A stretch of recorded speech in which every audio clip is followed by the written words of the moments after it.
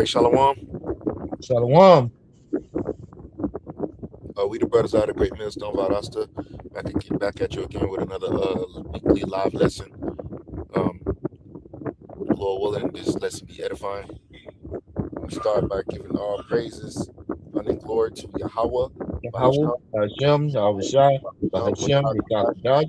double honors to the apostles and to the elders of Great Millstone, whom we teach well. Much peace, love, and salutations to the hopeful elect that are pushing His word in truth and sincerity. Shalom. Shalom. You So, breaking up somehow or another, brother. Some type of interference coming in. can you hear me now? I can hear you, but it's like some wind blowing in the mic or something. I'm not sure. Oh yeah, okay. Hold on.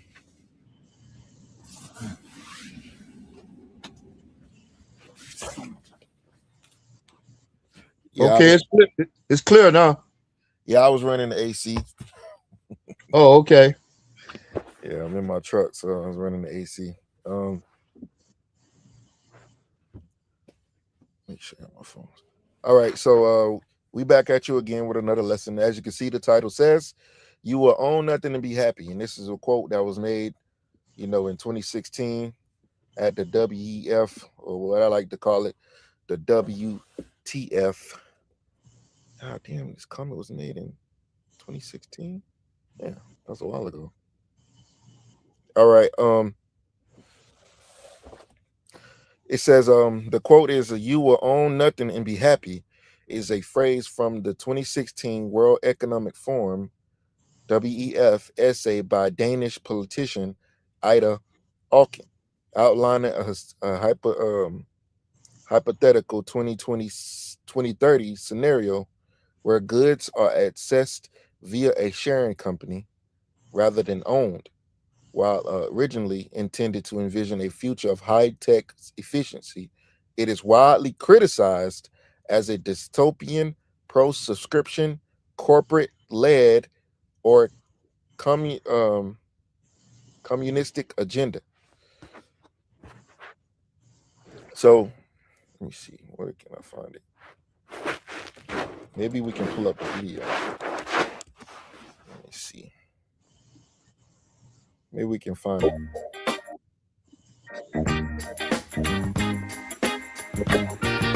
The big stuff.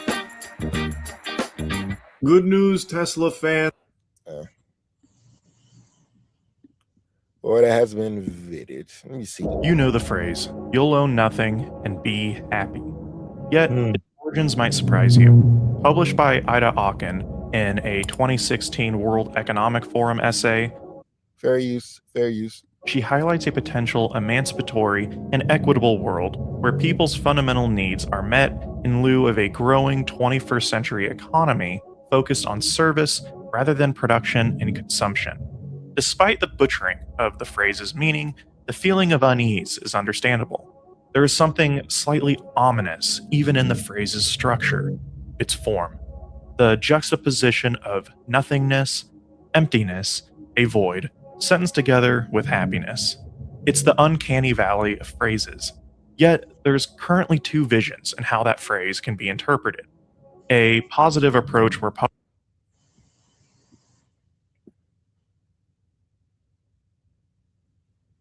I was trying to see could I find a video where she actually said it. Wait, I think Klaus Schwab actually quoted it. Let me see. At this pivotal moment, I see several priorities for the global agenda. We must continue to fight against the global pandemic. We must revitalize the global economy and accelerate its transition to net zero. We must preserve biodiversity by deploying nature-based solutions, and we must narrow the gap between the rich and the poor to achieve more sustainable global development. Damn, I thought he was going to say it.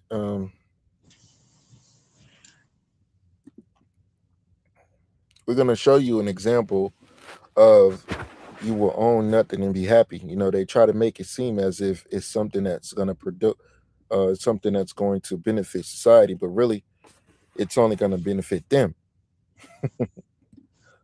It says I typed in Google the 15-minute city concept. It says the 15-minute city is an urban planning concept where residents can access essential services, work, housing, food, health, education, and culture within a 15-minute walk or bike ride from their homes.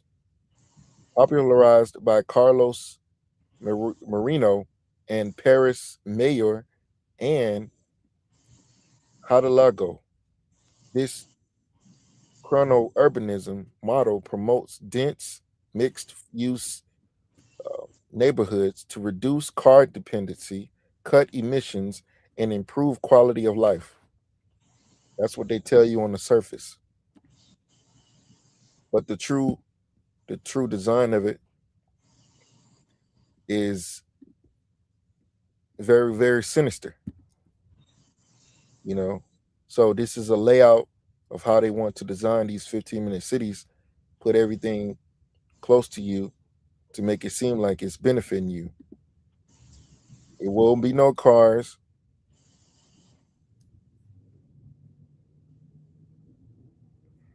This is Esau's idea of the future.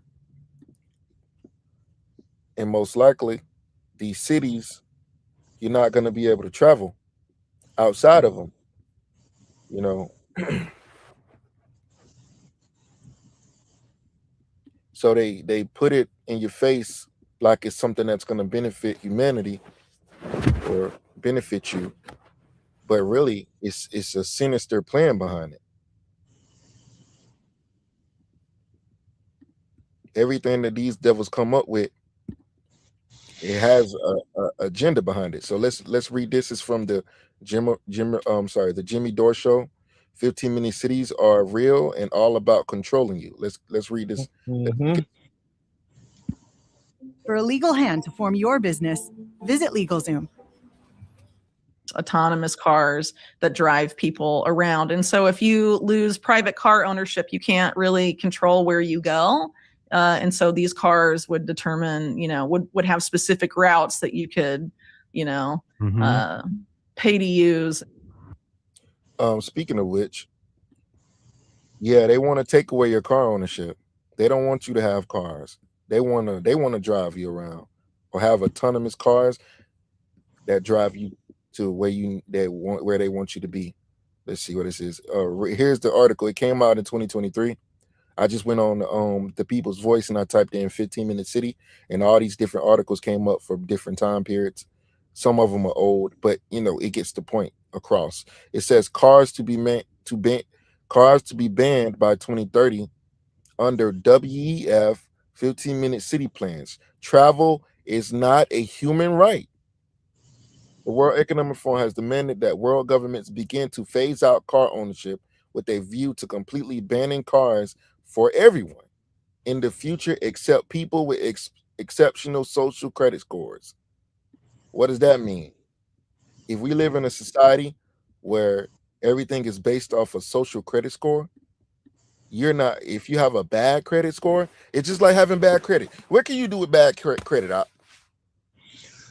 Nothing, pretty much. Let's go real quick. And everybody knows this. You can't do nothing with bad credit. You can't get a loan. You can't, that's really it. You can't get a loan because, if you want to do anything in society, what you got to do, What you got to do? You got to have good credit. You got to get a loan. Yeah. If you want to get a car, you got to get a loan. You want to get a house, you got to get a loan. Mm-hmm. That means you got to have good credit. If you want to apply for something, you basically got to get a loan. You want to start a business. Sometimes you got to get a business. You got to get a loan to start a business.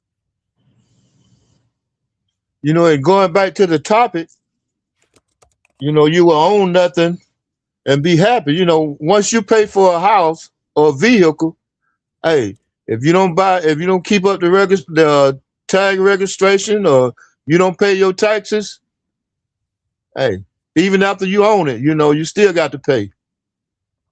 So basically, you never own anything.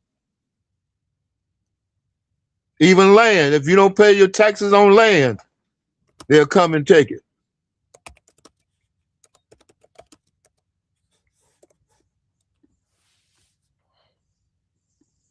All right. I typed on Google.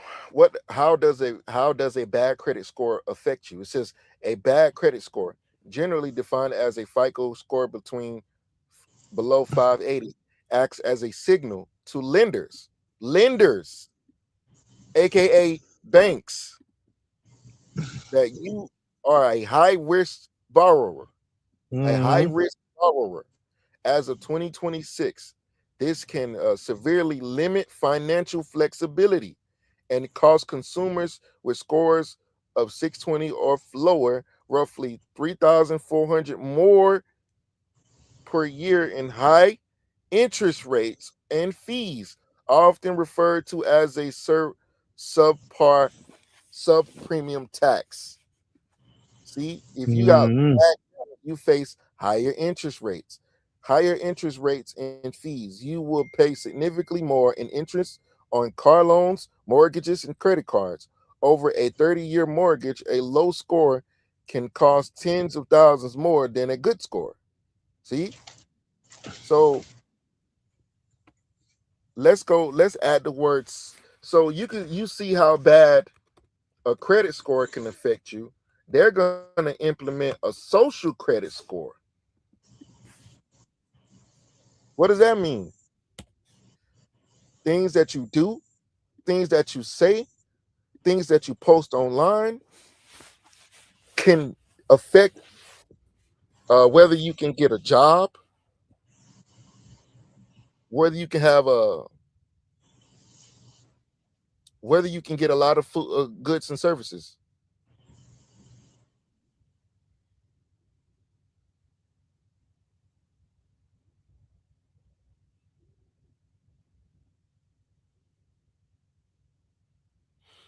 I was looking at the video, the article Jonathan sent to the chat. It says a bad social credit score in China as of 2026 acts as an punitive trustworthiness ranking, leading to severe restrictions on daily life, luxury consumption, and economic activity, inclusive on the dishonest debtor blacklist. Well, also you can't travel as well if you have a bad social credit score. This is often due to unpaid court fines or breaking social regulations, leading to being labeled an untrustworthy citizen. The key consequences of a bad social credit score: transportation bans. Millions are blocked from purchasing flights, business class train tickets, or high speed rail tickets. So that's one thing that's blocked if you have a bad social credit score. So what does this mean? It means total control. So ultimately, the MOTB is going to be a heavy part of this new system as well, because the MOTB is about controlling, and you're going to have to use that. You're going to have the chip in order to make purchases. So it says restricted job and education access. Individuals who may be banned from senior management positions in state-owned enterprises, government jobs, and other desirable employment. Parents with low credit scores may have their children barred from attending private schools or universities. See? It says financial and consumption limits. Access to loans is denied, and low-scoring individuals are restricted from purchasing luxury items or staying at high-end hotels. Public shaming. Dishonest entities and individuals are listed in the public domain and displayed on screens in public places like cinemas and buses. See? So not only do you can't, a lot of shit is restricted from you, they publicly shame you by putting your face up. It's like you're a criminal. Like FBI most wanted posted in all the post offices and stuff. Yeah. That's So crazy. this is completely oppressive. You know, people may think, oh, Hmm. this is going to be better for humanity. Better for who? No, the fuck it's not. It just gives governments more power over you, man. That's right. Power over your life, restrict you from traveling. You can't leave. You can't go anywhere. You can't work. How are you going to survive? That's oppressive, man. That's right. You know, and I'm sure a lot of these cities have military bases up on them, you know, so they can you know, activate them if they need them, you know, to help control you, you know, Yeah, martial most law. definitely. That's what they're going to use. It says Right. other restrictions, potential for slower internet speeds, confiscation of pets, and some local trials, and exclusion from dating apps. So you can't do shit. You can't do nothing. Hmm. You're severely restricted if you have a bad social credit score, man. But they'll sell it to you like it's something that will benefit you. Yeah, it seems like it'll only benefit you if you got a good credit score. Just like if you got good credit. If you got 900 credit score, you can do any fucking thing. But if you got a 500 credit score, you can't do anything. See, this type of system is very, very oppressive.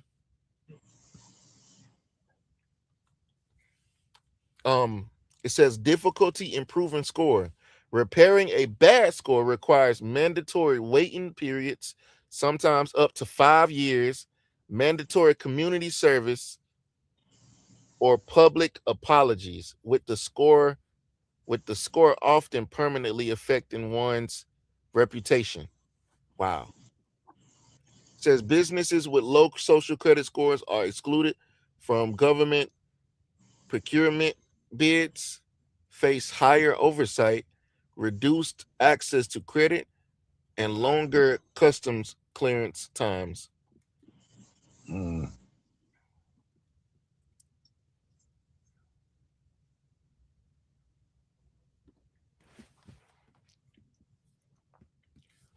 This is an old article. It came out in 2025. Came out last year. Surviving the social credit score. Could you survive the social credit score? I never checked this website out, so this is. I'm gonna just probably look through some of this. It says most people are familiar with credit scores and how they impact a person's ability to take out a homeowner's loan or other type of borrowing. Now, some countries are looking to social credit scores to manage their population. The keyword manage. Actually, go ahead and get that precept before I read. This is the book of 2 Corinthians, chapter 2, starting at verse 11. Lest Satan should get an advantage of us, for we are not ignorant of his devices. Right. Satan, which is the adversary, is not going to get an advantage of us because we are not ignorant of his devices. If we're ignorant, that means not to know. But we have awoken from sleep. The Lord has woken us up. So as NLT says, so that Satan will not outsmart us, for we are not ignorant. We are familiar with his evil schemes, and this is exactly what this is. It's an evil scheme. Let's go to book Psalms chapter 10. The wicked boast of their hearts to die. Psalms chapter 10, verse 1. It says, why standest thou afar off, O Yahweh? Why hidest thyself in times of trouble? Because we need help. We know the plans of the elites. We know what they want to do. So we need help from on high, from the Most High Yahweh Bahashem Yahushua. We need salvation. We need to be delivered out of here. It says the wicked in his pride does persecute the poor. This is nothing but persecution. That's right. They're just calling it by a different name. It's like it's financial persecution. It's all kinds of persecution. You cut off somebody's money, you really shut them out of everything. Because if you don't have money, you can't afford a place to live, you can't afford food, you can't afford water. Because everything is centralized and controlled by the powers that be. You can't be self-sufficient. And that's the society that they want to bring. Everything is controlled by them, and you have to go to them for everything. It says the wicked in his pride doth persecute the poor. Let them be taken in the devices they have imagined. For the wicked boast of his heart's desire, and blessed the covetous, whom Yahweh abhorred. So the wicked boast of their heart's desire.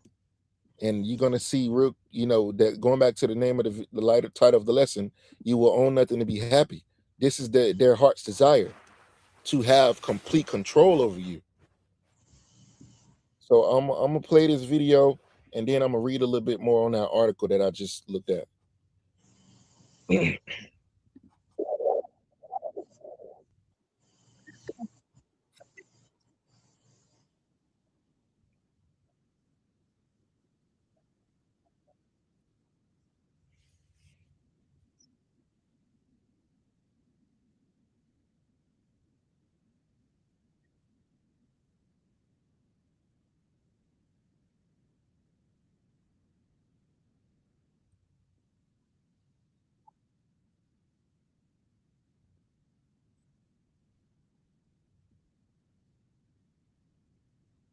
About the many. Salakia.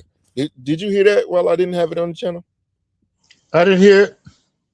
Okay, Salakia, I'm gonna restart it. Can't really control where you go. And so these cars would determine, would have specific routes that you could, pay to use. Yeah, like a transit system. They have transit system. You can go, cars take you, trains and buses take you to certain spots. She was describing how, they have these cars that are autonomous. They drive themselves, and they're basically going to be cars that take you places, just like a transit system. So what is their attraction to 15-minute cities? What is that? What is their obsession with making people live in 15-minute cities?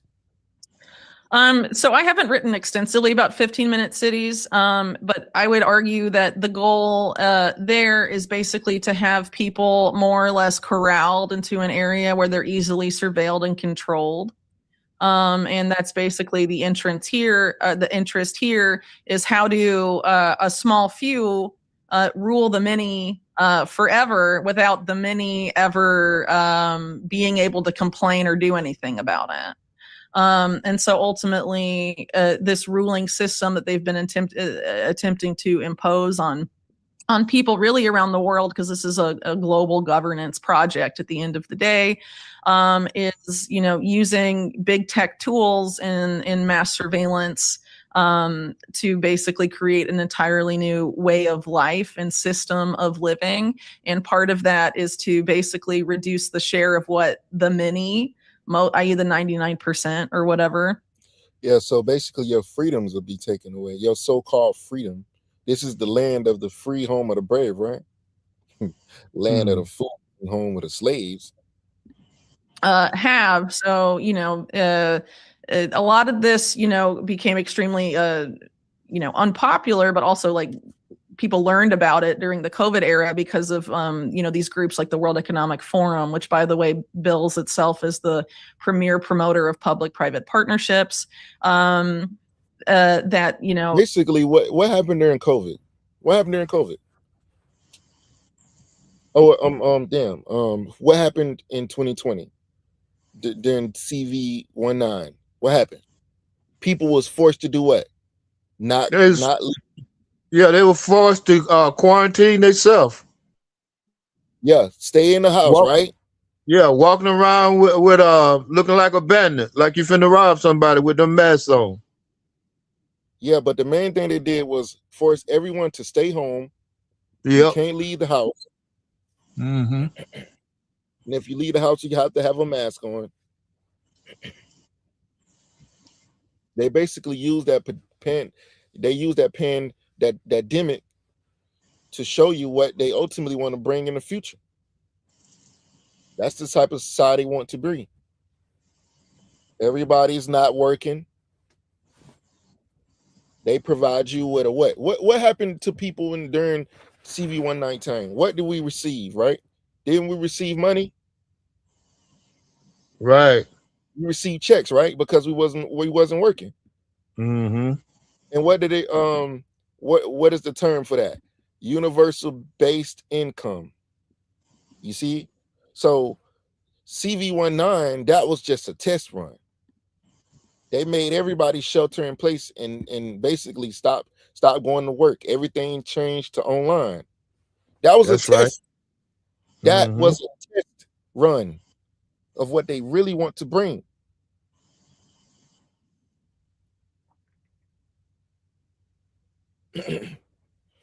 You couldn't leave the house.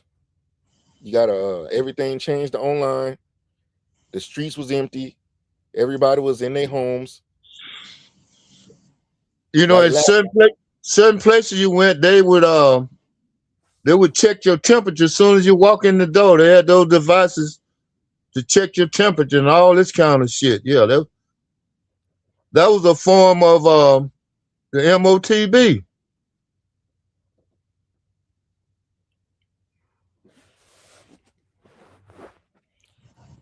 so it's all about control, man. And 2020 was nothing but a test run. Right. We need to not own our cars. We need to rent them, and there should be autonomous fleets of Ubers that drive everyone around a specific radius. We shouldn't own homes. We should, rent apartments and then share those apartments when we're not there and we leave. Someone else can occupy the space. You will own nothing and be happy. Mm.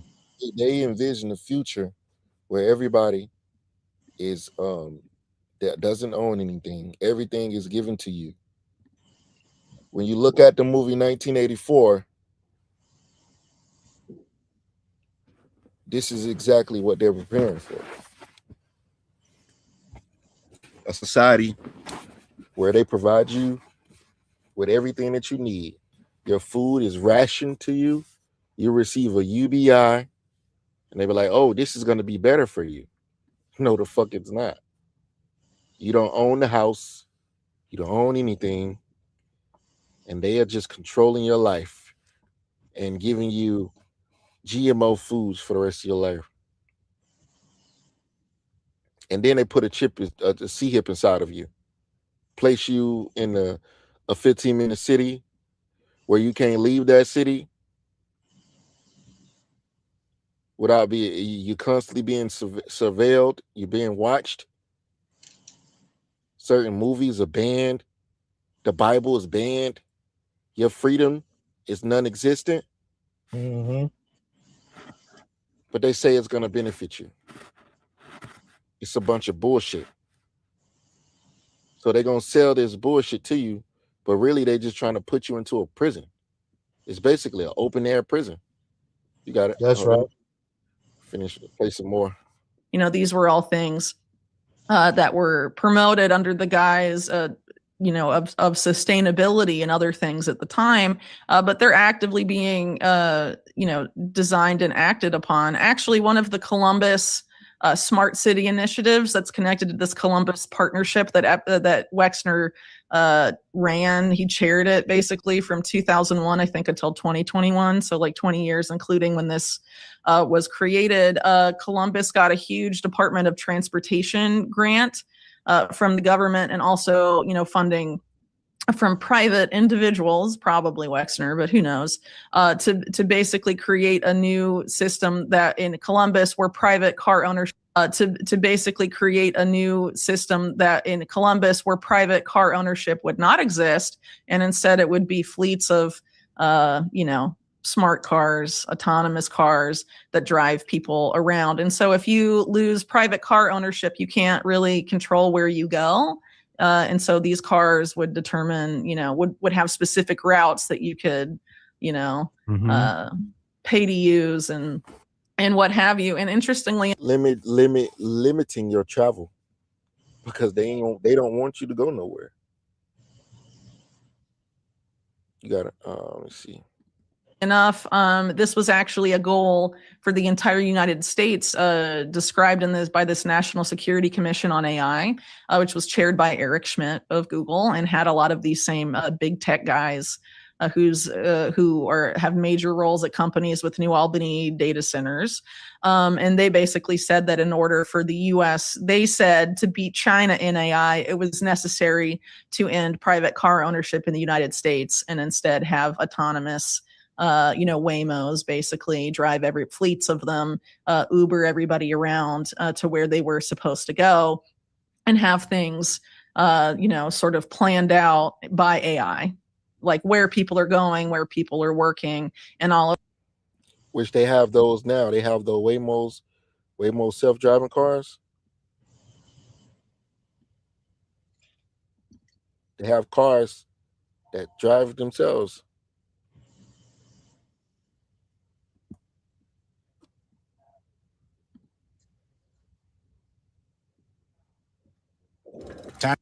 Inside Waymo's self-driving car, day in life of a fully autonomous future. See, this video came up 3 weeks ago.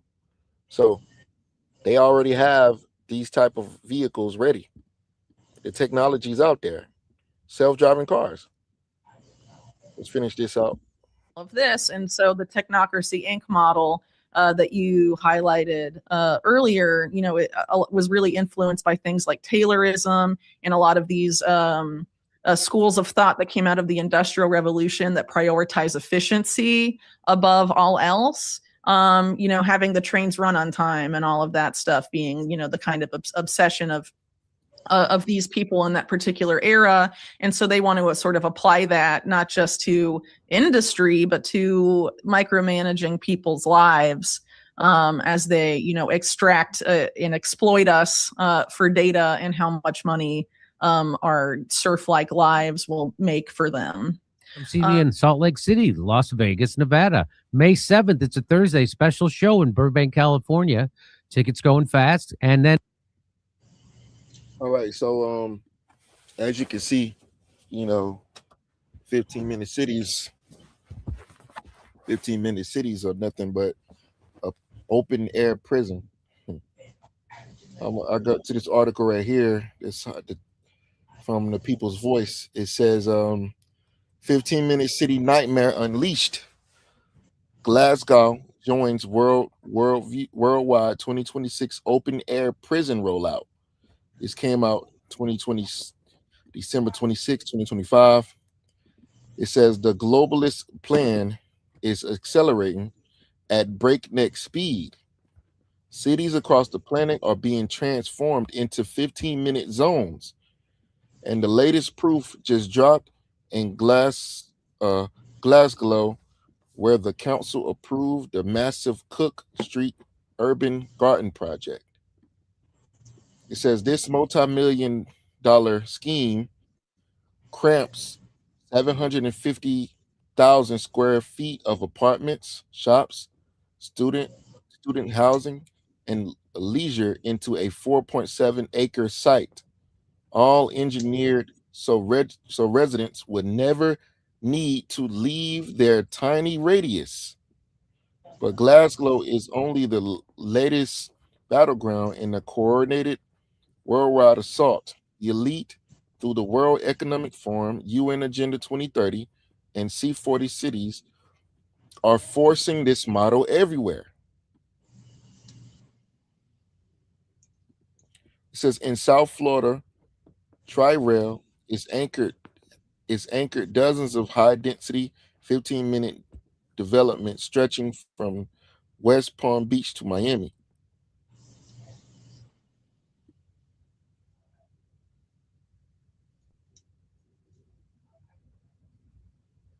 It says Tri-Rail could anchor dozens of 15-minute city projects across South Florida. Concept centers on people living within just a 15-minute rail ride from their jobs, with restaurants, grocery stores, coffee shops, and more.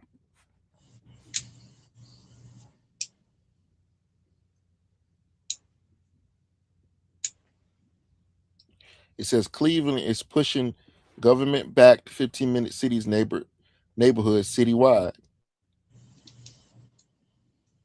Cleveland's 15-minute city journey. So this is being done.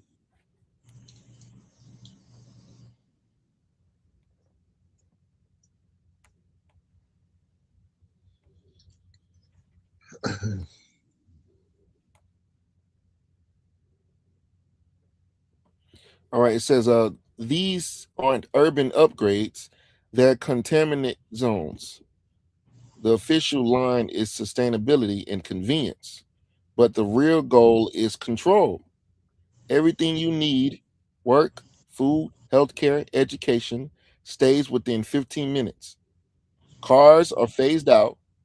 Movement is tracked via digital IDs and ultimately what? RFID microchips, carbon allowances, and surveillance.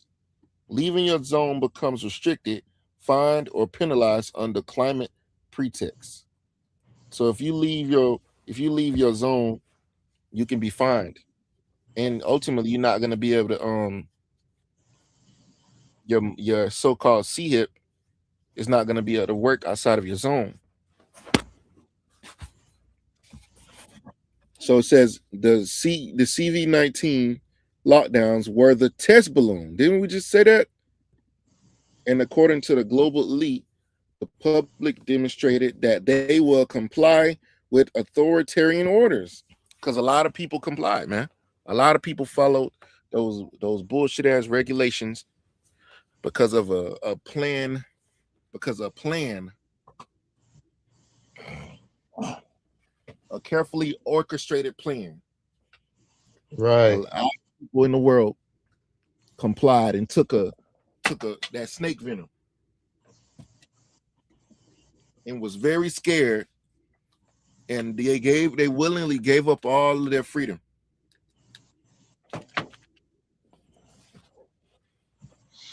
You know, it's amazing how people comply with the wills of the devil, but it's so hard to comply with the will of the Most High Yahweh Shem Shai.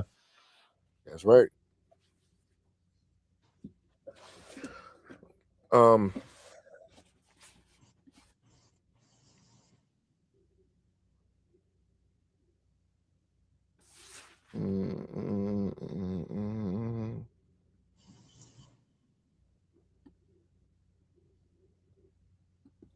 It says instead they prefer to surrender it for security, bread, and guidance from authority.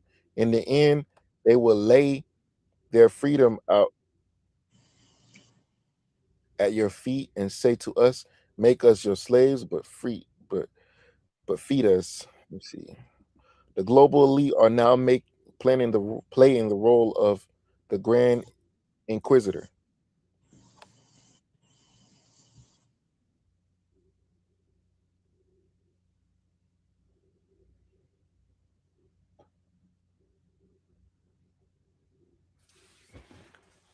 She says the end game is clear. Traditional society, free movement, family road trips, spontaneous travel will be dismantled.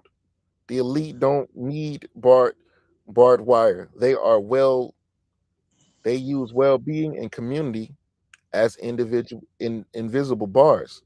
Once these zones are locked in, escaping your 15-minute prison could mean drones, penalties, or worse. This is happening right now. The cages are being built in plain sight. Wake up before your city becomes the next open air prison. Resist while you still can. Let's see, so as the title of this article says, 15-minute city nightmare unleashed. Glass Glow joins worldwide 2024-26 open air prison rollout. And there are many other articles. Let's see. That's just the newest one. This one came out in last year, March 3rd, 2025. British rise up against World Economic Forum's 15-minute city. Public destroys cameras, 50,000 defy fines. 15-minute city equals open prisons. So people are waking up, man, to what these devils are really planning. Let me see. Can you get Sirach chapter 12, verse 10? The scriptures tell you don't trust your enemy. We know Esau Edom is Esau, Edom is our enemy, and we don't trust him. We don't trust nothing that he's rolling out, nothing that he's done, because you're also gonna get another precept. Because Esau always divides in iniquity.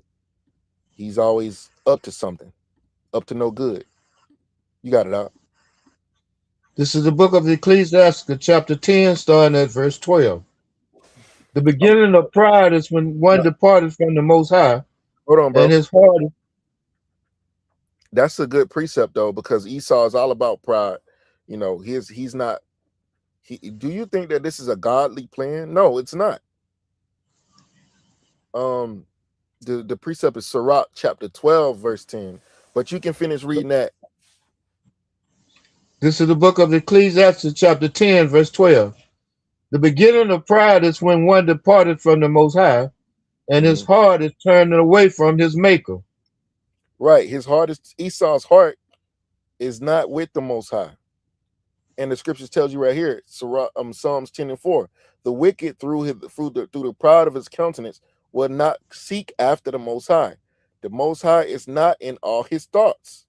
That's right. The wicked are too proud to seek the Most High. They seem to think that God is dead. See? So Esau's heart is not with the Most High, because these plans that they want to bring upon you are not something that is actually going to benefit you. You see? They make it seem like they're coming to you in a godly stance, like they want to better humanity. They want to make your life, look, we want to make your life better. Okay, let us put you in a safe and secure environment where you are protected, you're given money, everything that you need is only 15 minutes away from you. Just give me your freedom. You cannot leave this place. Everything you need, we will give it to you, because we have your best interest at heart.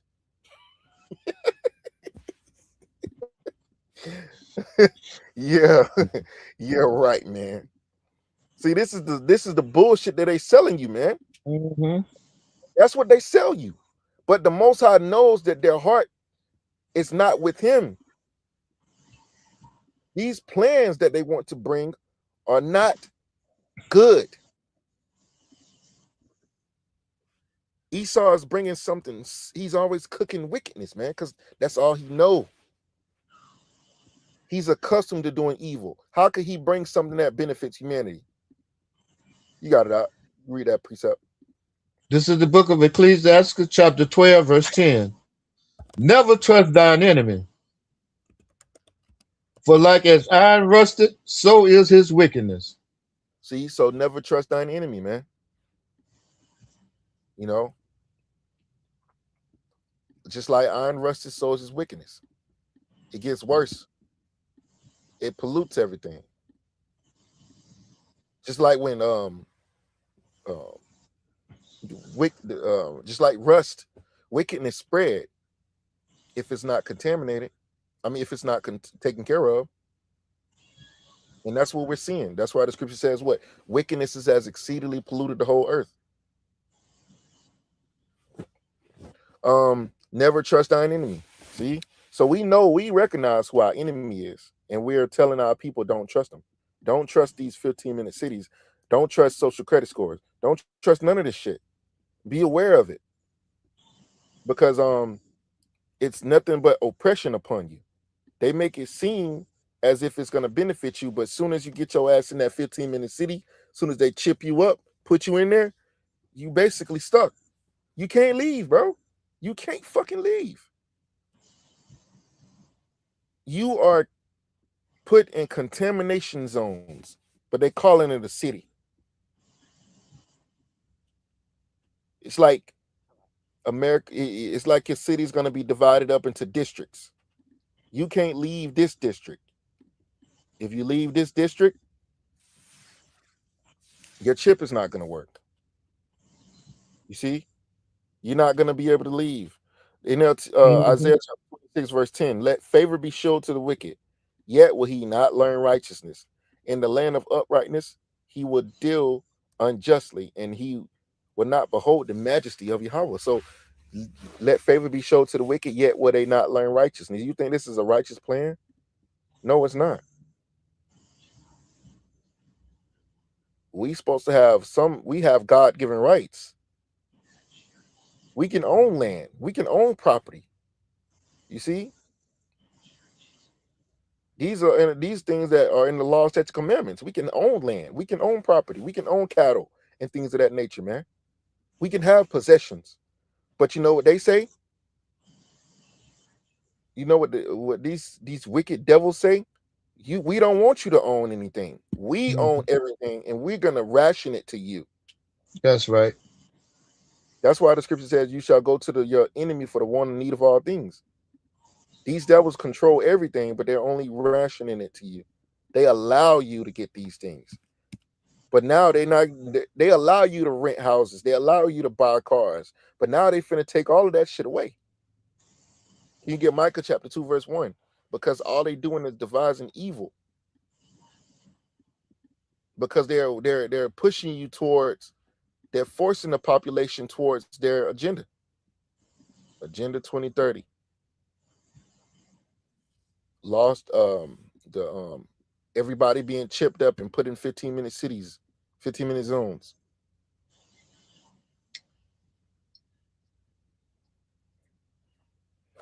You got it whenever you get the scripture, bro. Let me get my sword. This tablet want to start acting like an idiot. All right, don't worry about it. I'll get it. Micah chapter 2 verse 1. I'm gonna read the NLT. It says, "What sorrow awaits you who lie awake at night, thinking up evil plans?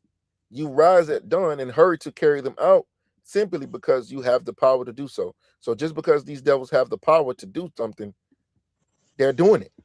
Whatever they want to do, whatever they devise to do, whatever plans they have, they're bringing it because they want to. They have the power to do it. So they're going to make your life a living hell just because they can. And they're the wicked that the Bible speaks of. This is why we're warning our people. So back to this article. It says most people are familiar with credit scores and how they impact a person's ability to take out a homeowner's loan or other type of borrowing. Now, some countries are looking to social credit scores to manage, keyword manage, their population. When you look at the word manage, it means to handle, train, direct. It says the handling or training of a horse. Because ultimately, they already look at you people as cattle. Goyim. It says to manage, to control or direct by administrative ability. See, they want to control you because the word government, you know what the word government means? It means mind control. They want to control everything. It says China has most widely reported, but of China are the most widely reported, but of course there is plenty of speculation as to whether this could roll out to other countries in the future. While population management to prevent chaos, such as enforcement of basic laws, is reasonable, social credit scores tend to take this to the next level. Could you survive the social credit score? It says we're all familiar with credit scores, where financial institutions track how responsible you are with your hard-earned money to assign you a value determining the loans and credit and cards you are eligible to apply for. However, a new scoring system being trialed in China. How would the social credit score affect me? This system monitors a lot more than your financial savviness. It involves governmental and financial institutions ranking your everyday behavior, both online via CCTV monitoring, and have been dubbed the social credit score. Essentially, everything from the way you spend your money and behave on social media to the people you associate with would affect your score and whether you are rewarded or punished. What are the punishments for having a bad social credit score? The idea of punishing people for not complying with the wishes of the state is clearly alarming, but that's exactly what happens with the social credit score system. While missing a few payments might might mean you pay a slightly higher interest rate on borrowing, as in the case with bad credit homeowner loans. Social credits Social credit takes it to the next level. The punishment includes slower internet connections, travel restrictions, banning people from flights, being barred from getting business class train tickets, being refused access to the best hotels. Your children can be banned from higher education. You could be prevented from getting the best jobs, pets being taken off you, and no access to credit. So this is the system of a social credit score, man. So go back to this article. British rise up against WF 15-minute city. Public destroys cameras. 15,000 defy fines.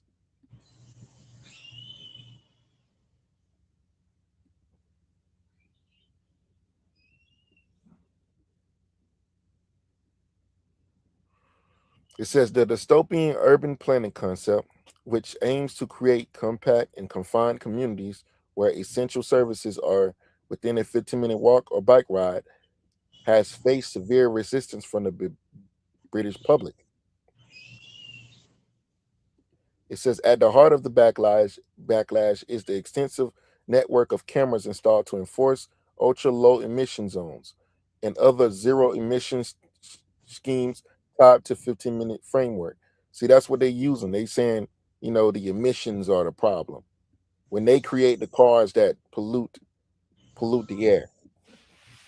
But then they're gonna punish you for actually using some shit that they fucking created. And using it as an excuse to restrict your freedoms, so-called freedoms. We don't got no liberty here, man. And people are gonna find that shit out the hard way. Let me see. Let's see.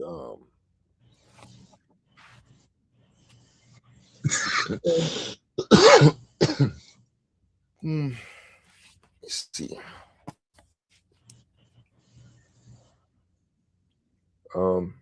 Be not ignorant in anything, great or small. Can you get the book of Sirach, chapter 5, verse 17? Because a lot of our people are ignorant to these things, but they need to be made aware of them. That's why we're doing these videos. You will own and be happy. 15-minute cities. You need to know about these things because this is what they're bringing. They're building apartments everywhere. People stacked up on top of each other like sardines. You not owning anything. They're just gonna stick you inside of an apartment, inside of a zone.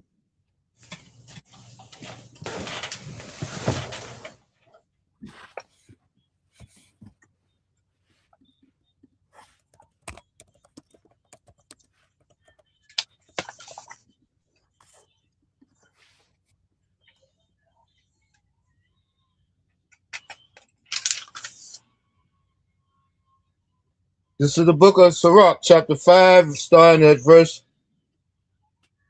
15. 15. Mm-hmm. Be not ignorant of anything in a great matter or a small. So don't be of anything. Don't be ignorant of nothing, man. So you don't need to be ignorant of this. You don't think it's important? It very is. You got to know about these things. And then you have companies like, I believe, BlackRock. They buying up all the homes.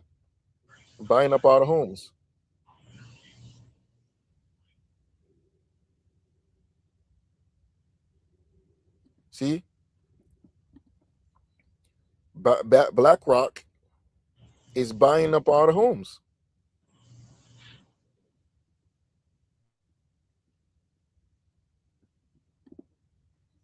It's some reports that saying they're not buying them, but they are.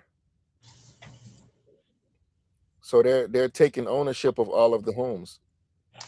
What does that leave you with? Nothing.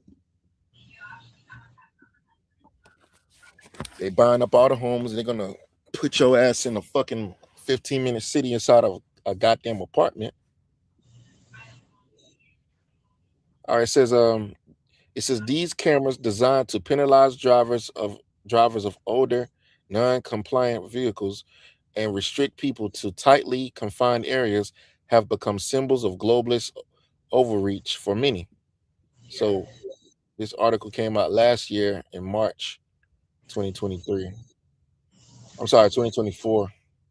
Damn, not 2024, it's 2025. I'm sorry. Damn, like it.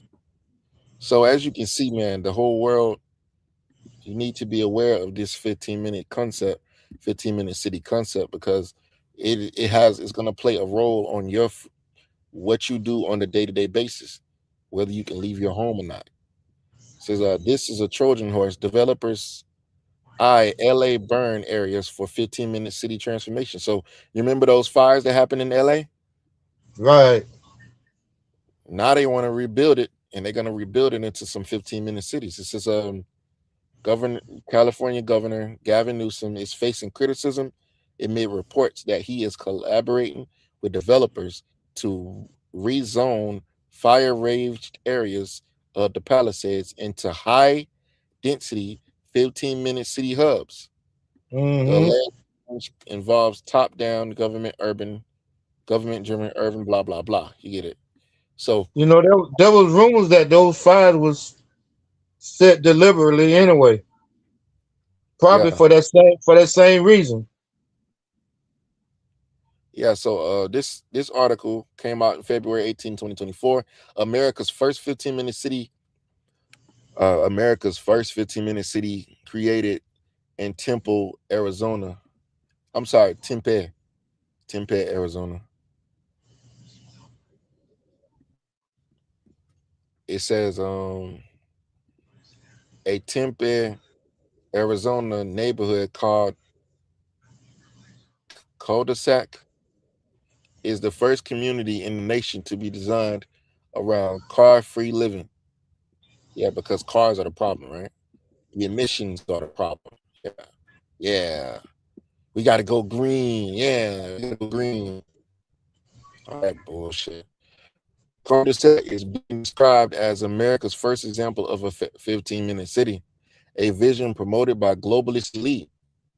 See, when did you Americans vote on this? Did we miss that vote, brother? When did y'all vote on this? When this is a free country, right? When did y'all vote on this concept? That's right. It says and the concept is being pitched as a environmentally friendly place where residents can get to know their neighbors better. Who the fuck wants to get to know their neighbors better? Living in 15-minute city on top of each other like fucking sardines, you can hear your neighbors having sex. You want to get to know them? That speaks volumes too. You know, when did they vote on that? Why wasn't we informed? That just go to show you that your vote don't count no damn way. It's whatever they want to do. That's right. And look at this shit. I guess this is the picture of it. Look at this. You stacked on top of each other like sardines, man. Come on, man. It says, of course, the development will be used to push similar Agenda 2030 nightmare neighborhoods across America. This is the solution. This is what these devils want to bring. Okay, I think that's it. So, yeah, that's another article about 15-minute cities. You know, when people's This is wide-eyed. When people are in the same proximity to each other, you know, especially if they're close, there's going to be a lot of animosity and a lot of, you know, hatred and different things coming out, you know, and that's what they want. They want chaos. Yeah. It says cars to be banned by 2030 under WEDF 15-minute city plans. Travel is not a human right. What? You can't even travel anymore.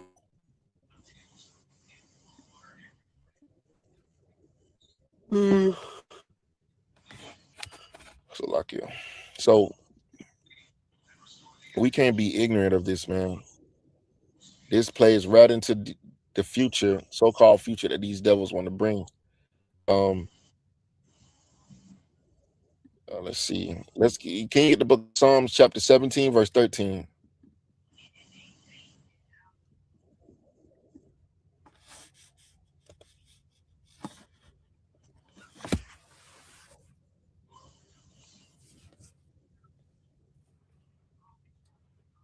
This is the book of Psalms, chapter 17, starting at verse 13. Arise, O Yahweh, disappoint him, cast him down, deliver my soul from the wicked, which is thy sword. So arise, O Yahweh, disappoint him. We want the Lord to disappoint the plans of the elite. We want the Lord to cancel their plans, agenda, things that they have devised to do. The Lord is not going to allow this. Esau wants to bring complete oppression upon you people, but they sell it to you like what they have to offer you is better for you. But that's where trust comes in, because you don't supposed to trust these devils. Don't take the CHIP. Don't trust these 15-minute cities. Don't trust nothing that these devils say or they do or they plan to do. You know, so read that scripture again. We want the Lord to disappoint them.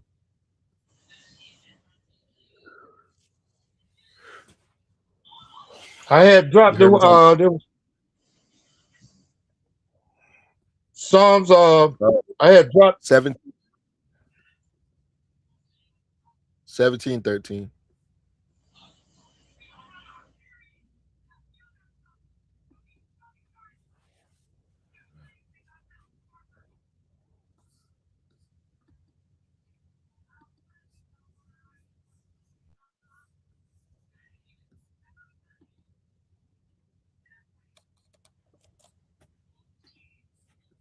tablet one eye up. Hold on just a minute. I got it. Arise, O Yahweh, disappoint him, cast him down, deliver my soul from the wicked, which is thy sword. Right, which is the sword.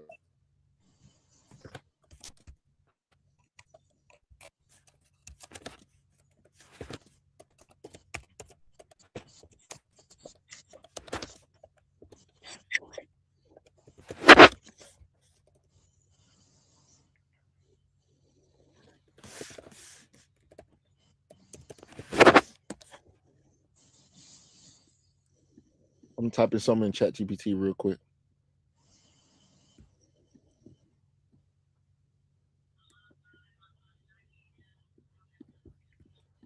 All right. On ChatGPT, I typed in, is God against Israelites owning property? It says the question touches a religious concept, blah, blah, blah. I'm going to skim through some of this. All right, it says in the Hebrew Bible / Old Testament, God is not against Israelites owning property. In fact, land ownership is a central theme.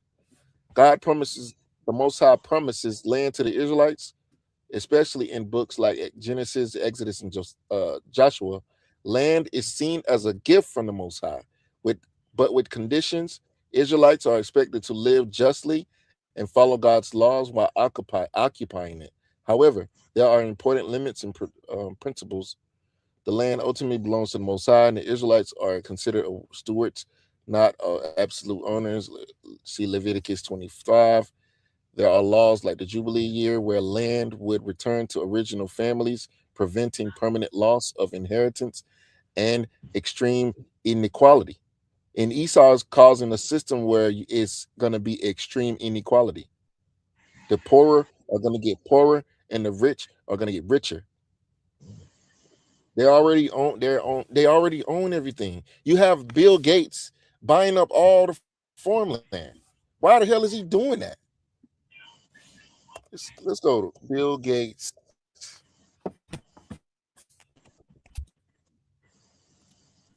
Buying farmland. Why is he doing that? You see, why ain't nobody talking about this, man?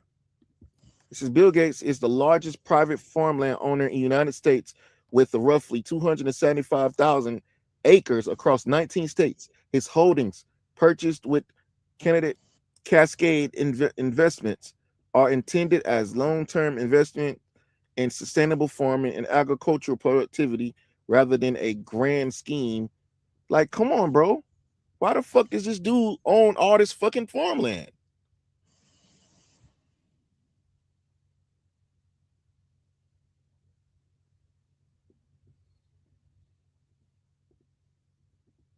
Why ain't nobody paying? Why ain't nobody saying nothing about that? Why is it being ignored? What's the reason? It ain't good. I'll tell you that. All right, it says in later traditions in Judaism, owning property is generally acceptable and normal, but ethical use of it is emphasized. So as you can see, the Most High is not against people owning property. And you can actually read scripture that shows you that. You know, we had land, we had sustainability, we lived off the land. The Lord gave us the fruits of the field to live off of. You see, He gave us the land. The land is going to yield everything that we need.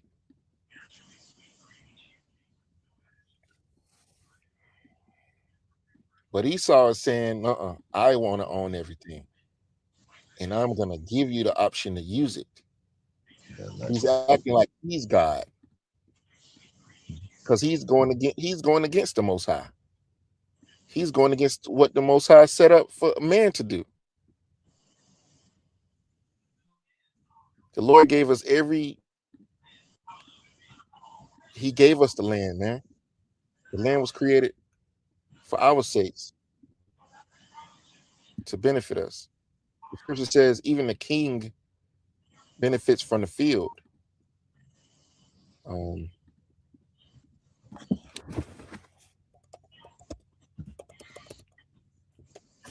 think it's something like that. King. I'm gonna get ready to close this session out.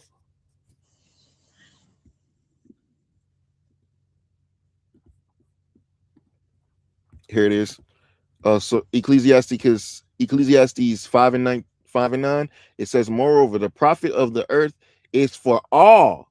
The king himself is served by the field. See, NLT says even the king milks the land for his own profit. So the profit of the earth is for all. Why are these devils, if the scripture says this, then why are they hoarding everything to themselves? Why you can't own nothing, and you got to be happy with that? While Bill Gates owns all the farmland, Right. and he's making generic. He just came out with a new meat. I believe it's lab tested meat, lab grown meat. Here it is. Bill Gates is a permanent investor in lab grown cultivated meat, aiming to reduce greenhouse gas emissions and environmental impact from traditional animal agriculture. So there you go. Trying to package it as you said earlier, he trying to package it as if it's more beneficial to you than just regular meat. Yeah, a bunch of lab grown meat, but it's good for you. Trust me, I'm the devil. Trust me, I'm gonna make. The Lord didn't do it right. The Most High Yahweh B'Hashem Yahushua didn't do it right. I'm gonna make meat the right way. The Lord didn't do it right. That's basically what this devil's doing. That's basically what they're saying. The Lord didn't do it right. It says the BBE on that Ecclesiastes 5:9. It says BBE says it is good generally for a country where the land is worked to have a king. Hold on, I don't like that translation. Let's see what the AMP says. I need to bring the AMP up.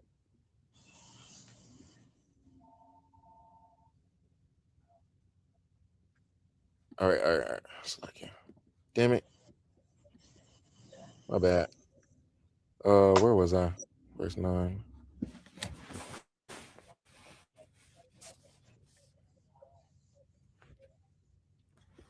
It says, after all, AMP says, after all, a king who cultivates the field is an advantage to the land. So everybody benefits from, land, from the land. That's how the Most High set things up. So hopefully this lesson was edifying. Hopefully you learned something. For those that may not know about 15-minute cities, hopefully you learned something through the Spirit and Power. We have to be aware of these things. We have to know about these things. We can't be ignorant of these things, because what? These things are actually going to happen in the times we're living in now. They're already making 15-minute cities. They're already doing all of these plans that they're devising. And that's why we want the Most High to corrupt and stop them in their tracks, which he's ultimately going to do. That's why this world war is being brewed. So Lord willing, this lesson was edifying. We're going to close out by giving our praises and the glory to Yahweh, Bahasham, Yahweh, double honors to the apostles and to the elders of Great Millstone who rule us each well. Much peace, love, and salutations to the whole elect, pushing this word in truth and sincerity. Shalom. Shalom.